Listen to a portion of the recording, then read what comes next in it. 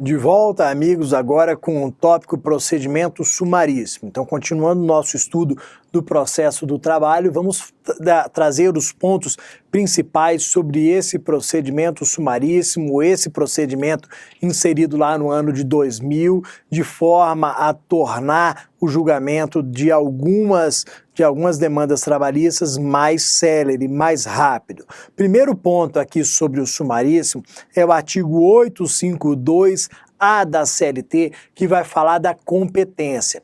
Quais são as ações que vão seguir o rito sumaríssimo?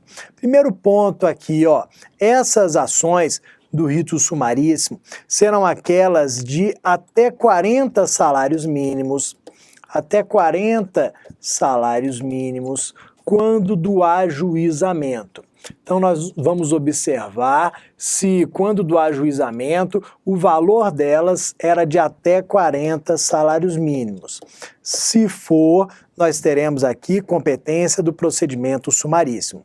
Só que o que acontece? O próprio 852-A, ele traz algumas exclusões. Ele exclui alguns entes desse procedimento mais célere. E isso é absolutamente comum.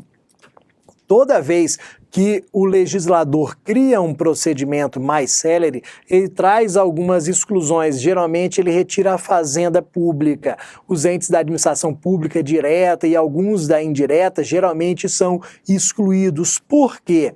Porque se de um lado eu tenho prerrogativas processuais em relação a prazos, de outro lado eu não teria como compatibilizar essas prerrogativas com a celeridade buscada.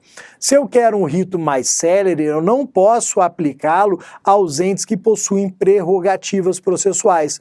Eu não poderia simplesmente retirar aquelas prerrogativas, principalmente em relação aos prazos. Então existe a exclusão aqui da administração direta, autárquica e fundacional. Então, administração direta, autárquica e fundacional. Percebam o seguinte, que não houve a exclusão aqui das sociedades de economia mista, não houve a exclusão das sociedades de economia mista e não houve a exclusão das empresas públicas. Por que não houve a exclusão das sociedades de economia mista e das empresas públicas? Porque vocês sabem que elas possuem natureza jurídica de direito privado. Elas são tratadas como empresas, entre aspas, comuns, como uma padaria. Uma padaria possui natureza jurídica de direito privado. A Sociedade de Economia Mista, Banco do Brasil, Petrobras também. A empresa pública, Caixa Econômica Federal, também. Então, elas podem ser partes em demandas do procedimento sumaríssimo. Não foram excluídas, tomem cuidado com isso daqui. Agora, uma particularidade que vive sendo cobrado nos concursos está ali relacionado à petição inicial. A petição inicial do procedimento sumaríssimo, ela tem uma particularidade aqui em relação ao pedido e ao endereço. Qual é essa particularidade? O pedido tem que ser certo, determinado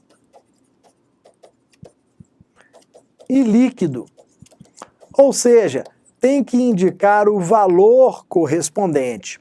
Então, lendo o 852-B, nós vamos perceber que o pedido tem que ser certo, determinado e líquido, ou seja, tem que indicar o valor correspondente.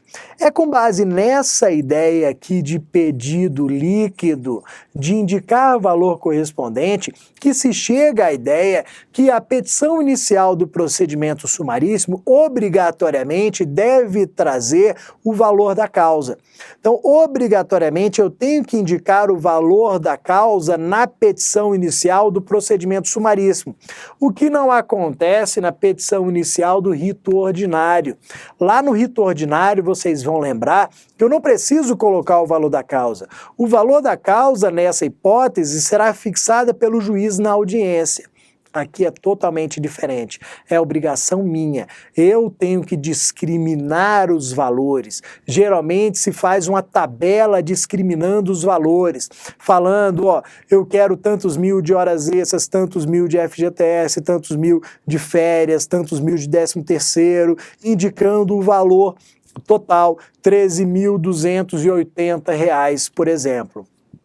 Além disso, existe uma outra peculiaridade em relação aqui ao endereço. Nós falamos lá na parte de notificação que o endereço aqui tem que ser correto, tem que ser completo. Por quê? Porque no rito sumaríssimo não se realiza a notificação por edital. Não existe aqui notificação por edital. Se eu não tenho o endereço correto, o endereço completo, eu não posso me valer do procedimento sumaríssimo. Agora, eu tenho lá necessidade de pedido certo, determinado e líquido. Eu tenho necessidade de um endereço correto, completo. E se eu não seguir essas regras? Se eu não mencionar aqui o valor da causa, se o endereço não estiver correto, completo, qual é a consequência? Eu digo ainda, ó, qual é a única consequência? A consequência aqui do parágrafo 1º do artigo 852B da CLT é o arquivamento. Essa é a única consequência. Não há possibilidade, eu frisei isso em momentos anteriores, não há possibilidade aqui de emenda da petição inicial. Apesar de, na prática, alguns juízes determinarem a emenda da petição inicial, em teoria, para as provas objetivas de concurso, não é possível. A única consequência será o arquivamento do processo. Se o processo foi arquivado por culpa do reclamante, ele será condenado nas custas processuais. E aí vejam, como a condenação se deu aqui em virtude de erro do reclamante, essas custas serão calculadas em 2% sobre o valor da causa. Se o erro decorreu da ausência do valor da causa, o juiz vai fixar o valor da causa e as custas serão calculadas com base nesse valor fixado pelo juiz. Mas não cabe, por favor, não coloque isso em prova, não cabe emenda da petição inicial, de forma alguma, para a prova não. Uma outra peculiaridade do rito sumaríssimo está relacionado à audiência. A audiência deve ocorrer no prazo máximo de 15 dias a contar do ajuizamento da ação. Então, ajuizei minha reclamação trabalhista hoje, no prazo máximo de 15 dias já deve haver a audiência. Mesmo que o juiz tenha que se utilizar de marcação especial, de pauta especial, ele deve se valer dessa situação. Além disso, podem surgir na audiência alguns incidentes, alguns questionamentos.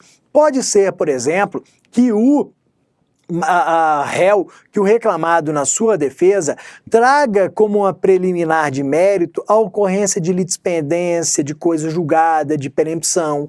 Pode trazer como preliminar de mérito da contestação algumas das matérias do artigo 301 do CPC. O julgamento dessas matérias, desses incidentes, deve ocorrer de plano.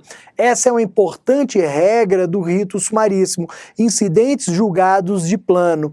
O que deve fazer o juiz nessa hipótese? Deve passar a palavra para outra parte, para que ela se manifeste, para que ela exerça o contraditório, decidindo de plano, de imediato, se existe ou não a alegada litispendência, se existe ou não a coisa julgada, se existe ou não a perempção. Ele não deve deixar para julgamento posterior. Por quê? Se houver realmente a litispendência, coisa julgada, a preempção, o processo deve ser de imediato extinto, sem resolução de mérito, evitando-se assim a prática de atos desnecessários. Então, aqui na nossa audiência, o segundo ponto importante, incidentes julgados de plano. O terceiro ponto aqui seria a manifestação sobre os documentos juntados pela outra parte. Normalmente, nós temos a juntada de documentos na contestação. O juiz deve passar os documentos e a contestação para o reclamante ou para o seu advogado, para que ele analise os documentos da própria audiência e faça a sua manifestação oral. Essa manifestação será reduzida a termo na ata de audiência. Óbvio que a CLT trouxe ali uma situação excepcional. Pode ser que o número de documentos juntados seja extremamente grande. E, em virtude disso, haja uma impossibilidade do reclamante apresentar manifestação. Nessa situação, nós teremos que fracionar a audiência, mas o ideal é que essa manifestação se dê sem interrupção da audiência. Depois, nesta audiência, serão ouvidas as testemunhas.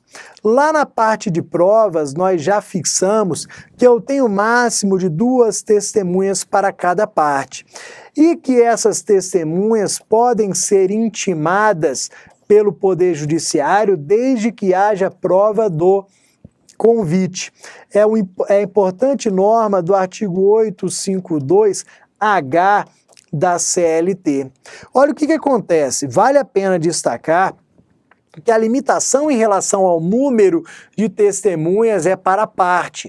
O juiz, ele pode se valer dos seus poderes instrutórios, intimar e ouvir quantas testemunhas quiser.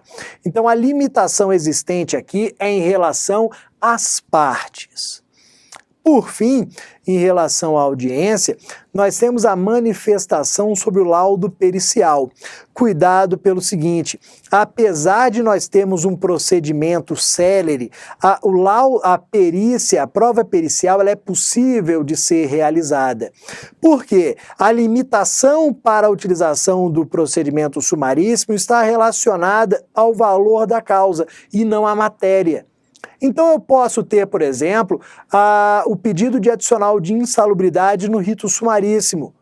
Uma matéria complexa que demanda prova pericial pode ser levada ao rito sumaríssimo. Só que apresentar o laudo pericial, nós temos a manifestação das partes aqui no prazo comum de 5 dias. Tomem cuidado porque isso daqui seria uma pegadinha, um detalhe a ser utilizado pelas bancas de concurso. Prazo comum de 5 dias e não um prazo sucessivo. Se fosse um prazo sucessivo, eu passaria 5 dias para uma parte, depois mais 5 dias para a outra. Aqui eu tenho um prazo comum. No mesmo prazo de 5 dias, as duas partes vão apresentar a manifestação acerca do laudo pericial.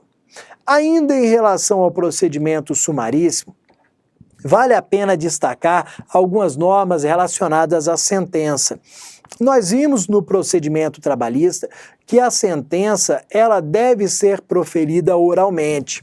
E no procedimento sumaríssimo nós temos uma situação aqui que ajuda o juiz a proferir sentença oral, que é a dispensa do relatório. A sentença do procedimento sumaríssimo, ela já pode partir da fundamentação e chegar ao dispositivo.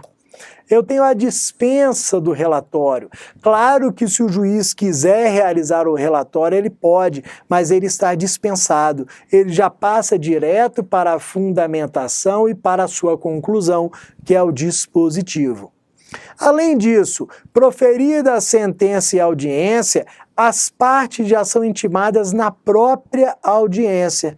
As partes já saem intimadas nos termos da súmula 197 do TST. E a própria CLT destaca no rito sumaríssimo essa ideia. Não preciso publicar no Diário Oficial dando ciência às partes. Além disso, em relação aos recursos, nós temos dois pontos importantes aqui, os principais em relação aos recursos utilizados no procedimento sumaríssimo. Eu tenho aqui o recurso ordinário e o recurso de revista. As peculiaridades do recurso ordinário em relação ao procedimento sumaríssimo são a ausência de revisor. Eu terei a análise pelo relator e o julgamento pelo colegiado. O recurso ordinário não passa pelo revisor. E nós teremos aqui parecer oral do representante no Ministério Público.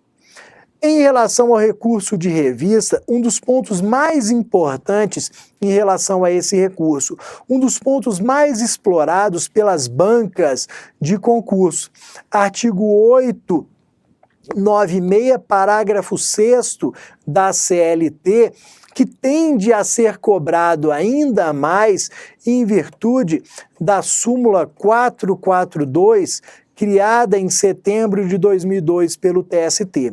Percebam o seguinte, no rito sumaríssimo eu posso interpor recurso de revista. Perfeito. Vejam que foi proferida uma sentença pela Vara do Trabalho, eu interpus RO para o TRT e agora vou interpor RR, recurso de revista, para o TST. Mas nesse recurso de revista eu só posso alegar duas matérias. Eu só posso dizer que a decisão do TRT ou violou a Constituição Federal ou violou uma súmula do TST. São as duas matérias que posso alegar no recurso de revista: violação à Constituição Federal e a súmula do TST. Havia uma discussão se o termo súmula do TST não poderia também englobar as orientações jurisprudenciais, as famosas OJs. Só que essa súmula 442 de setembro de 2012 diz que súmula é só súmula, ou seja, eu não posso alegar no procedimento sumaríssimo violação à OJ, à orientação jurisprudencial. Não, súmula é só súmula realmente. E com base nisso, nós terminamos aqui o que existe de mais importante para as provas de processo do trabalho sobre o procedimento sumaríssimo. Nos próximos blocos daremos sequência aos nossos estudos.